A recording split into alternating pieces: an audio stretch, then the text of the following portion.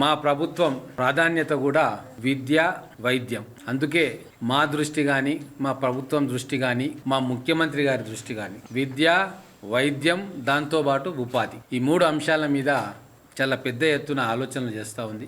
అందులో భాగంగా మహబూబ్నగర్ పట్టణంలో ఈ కొత్త సంవత్సరం మొదలైంది కాబట్టి మేమందరం కూడా ఒక సంకల్పం తీసుకుంటున్నాం.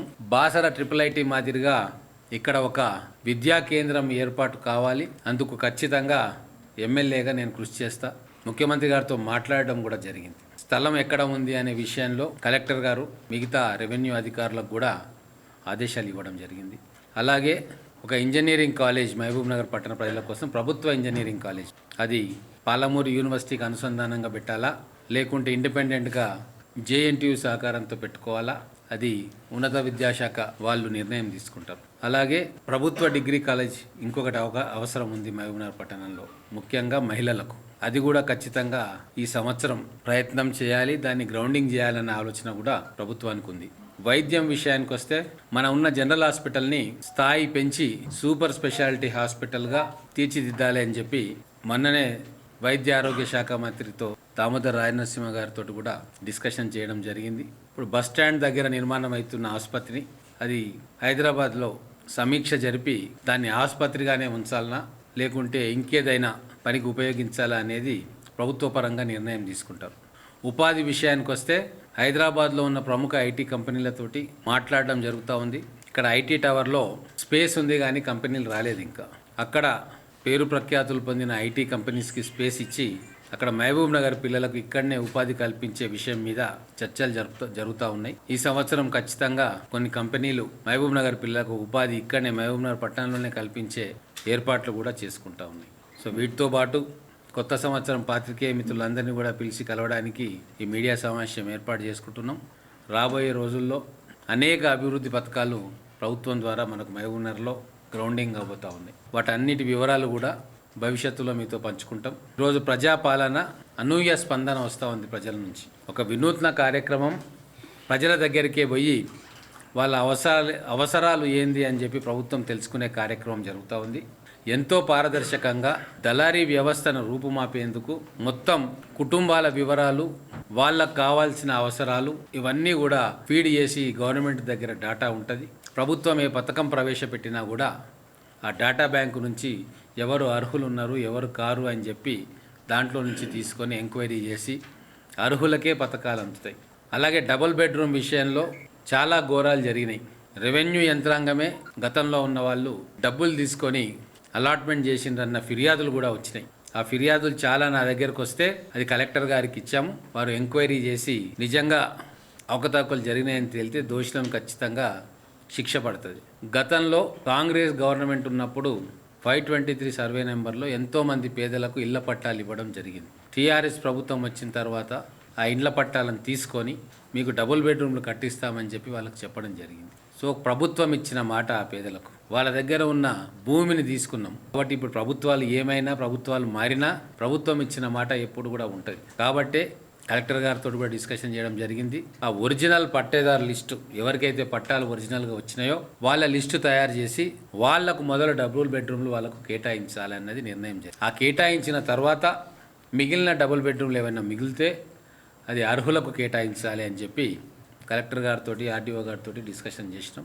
1 ఎకరం లోపల ఉన్న వాళ్ళందరికీ కూడా డబ్బులు ఇచ్చినాం ఆల్రెడీ. అయితే డబ్బులు ఉన్నాయి, డబ్బులు పంచుతున్నాం అనేది ఉట్టి అబద్ధం. మొత్తం నాకేసిపోయింది BRS పార్టీ. ఉద్యోగస్తులకు కూడా రూపాయి ఇచ్చే పరిస్థితి లేకుండా 8 నెలల్లోనే 12 నెలల్లో చేసే అప్పునన్నింటినీ తీసుకొని ఎలక్షన్స్ వస్తున్నాయి కదా మభ్యపెట్టి ఓట్లు వేసుకొని అధికారంలోకి వద్దామని చెప్పి ప్రజలను మోసం చేసింది. ఇప్పుడు కాంగ్రెస్ ప్రభుత్వం వచ్చిన తర్వాత చూస్తే ఖజానాలో చిల్లి గవ్వలేదు. నార్మల్గా బడ్జెటింగ్ అనేది 12 నెలలకు ఉంటుంది. వాళ్ళ జీతభత్యాలకు సంబంధించింది, మిగతా ఎక్సిజెన్సీస్ ఉంటాయి, ఎమర్జెన్సీ వర్క్స్ ఉంటాయి, వాటన్నిటి కూడా పెట్టుకుంటారు. కానీ ఇంత దుర్మార్గంగా ₹1 లేకుండా మొత్తం కూడా మరలించేసి ఎలక్షన్లలో లబ్ధి పొందామని చెప్పి ప్లానింగ్ లేకుండా టోటల్గా అస్తవ్యస్తం చేసిరు. కాబట్టి ఈరోజు మళ్ళీ దాన్ని రివైవ్ చేసుకొని ఒక హెల్తీ ప్రాక్టీసెస్ మళ్ళా ఇంట్రడ్యూస్ చేసుకుందామని చెప్పి నిర్ణయాలు జరుగుతూ ఉన్నాయి. ఇప్పుడు ఇల్లు దోచినోడే వచ్చి కంప్లైంట్ చేసినట్టుగా ఉంది పరిస్థితి. దోచింది వాళ్ళు, ధ్వంసం చేసింది వాళ్ళు, 9.5 సంవత్సరాలు ఏ ఒక్క హామీని అమలు చేయండి వాళ్ళు. ఇప్పుడు కనీసం 2 నెలలు కూడా కాలేదు, అప్పుడే ఇల్లెక్కి కూస్తా ఉన్నారు. అంటే ఇంత దుర్మార్గమైన ప్రతిపక్షము ఉండదు. ఖచ్చితంగా అన్ని సంక్షేమ పథకాలు సిస్టమేటిక్ గా 10 కాలాల పాటు ఉండేటట్టుగా ఎట్లా ప్లానింగ్ చేయాలి, ఎట్లా అమలు చేయాలి అనేది కాంగ్రెస్ ప్రభుత్వం అమలు చేసి తీరుతుంది. అప్లై చేసుకుంటే దాంట్లో ఇబ్బంది ఏముంది, ఉంటాయి కదా. ఇప్పుడు ఆల్రెడీ పొందుతున్న వాళ్ళు అప్లై చేసుకుంటే రికార్డు చూస్తాము, అవసరం లేని పక్కన పెడతాం. కానీ 6 గ్యారంటీలలో ఒకటి అక్కర్లేకపోవచ్చు, కానీ మిగతాది అవసరం ఉండొచ్చు కదా, దానికి చేసుకుంటారు. మేము చెప్పేది ఏంటి అంటే, ఒకవేళ మీరు అప్లై చేసుకోకున్నా పర్వాలేదు, ఆల్రెడీ మీరు గవర్నమెంట్ డాటాలో ఉన్నాక అప్లై చేసుకునే అవసరం లేదు. కానీ మీరు అప్లై చేసుకుంటే రేపు ఫీడింగ్ చేసేటప్పుడు చూస్తాము, డబల్ ఎంట్రీ ఉంటే అవసరం లేనప్పుడు తీసేస్తాం. ఇది ఒక నిరంతర ప్రక్రియ. గొంగట్లో ఏమంటారు, కోడిగుడ్డు మీద ఈకలేరే ప్రయత్నం చేస్తూ ఉంది ప్రతిపక్షం. మేము ఒక కొత్త సంప్రదాయానికి తెరలేపినాం, ప్రజల దగ్గరికి పాలన తీసుకుపోతా ఉన్నాం, దాన్ని అప్రిషియేట్ చేయాలి. ఇంకోటి, పార్టీ రహితంగా తీసుకుపోతా ఉన్నాం. గతంలో లాగా వచ్చి మొత్తం కాంగ్రెస్ టీఆర్ఎస్ వాళ్ళే వచ్చి కూర్చొని మొత్తం మేమే చేస్తాం అనట్లే, పూర్తిగా అధికారులకు స్వేచ్ఛనిచ్చినాం. ప్రజల దగ్గరికి పోయి మీరు అప్లికేషన్స్ తీసుకోండి అని. మేము ఓన్లీ చూసి అబ్జర్వేషన్, సూపర్విజన్ పాత్రలనే మా కాంగ్రెస్ పార్టీ కానీ మిగతా ఉన్నారు. నేను కూడా ప్రతి దగ్గర పోవట్లే. అధికారులు ఈ కార్యక్రమాన్ని పూర్తి చేయాలి, డాటా కలెక్ట్ చేయాలి. ఆ వచ్చిన డాటా ప్రభుత్వం పరిశీలిస్తుంది, అర్హులైన వారు ఎవరెవరు ఉన్నారు లేనిది అనేది చూసి అప్పుడు స్కీమ్స్ అనేది అనౌన్స్ చేస్తుంది, స్కీమ్స్ గ్రౌండ్ అవుతాయి.